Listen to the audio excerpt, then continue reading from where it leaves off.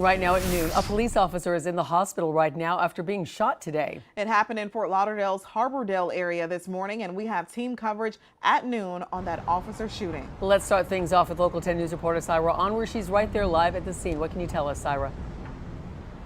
Christy, just moments ago, police gave us a briefing on what exactly unfolded here on Southeast 17th Street this morning that prompted such a large response from police to this Holiday Inn. They said they responded at around 7:39. They say they got a call from a man in a hotel room here at the Holiday Inn who claimed to have shot someone. When officers arrived, the man barricaded himself in a room, ended up shooting at police officers.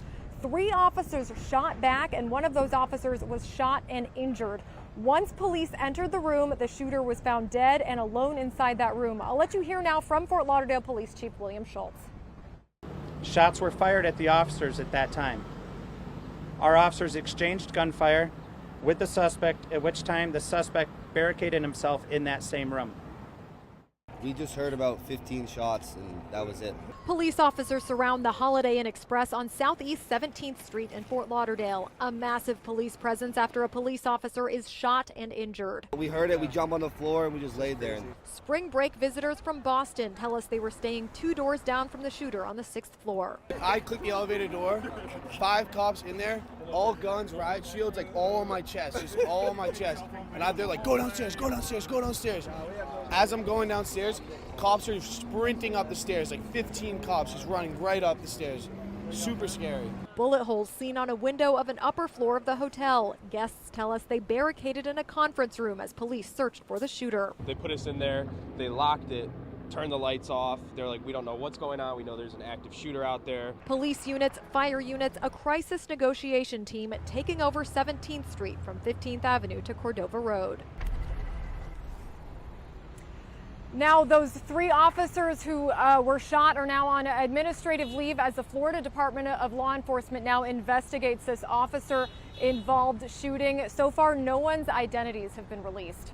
We are live in Fort Lauderdale. Syra Onward, Local 10 News. All right, Syra, thanks for that update. And our team coverage now turns to Local 10 News reporter Roy Ramos. He's live at Broward Health Medical Center in Fort Lauderdale. And that is where that officer who was shot is being treated. Roy?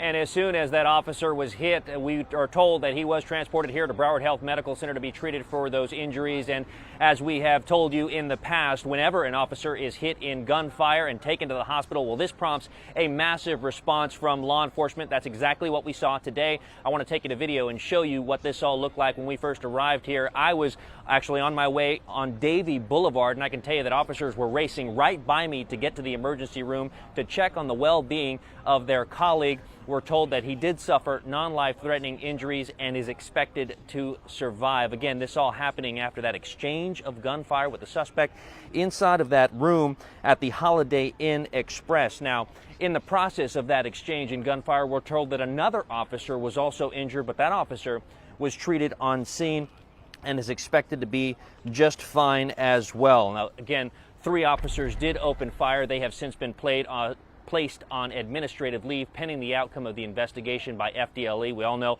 FDLE does investigate whenever there is an officer-involved shooting. As for the status of that officer that was brought here to Broward General Medical Center, we are waiting to get an update on his condition.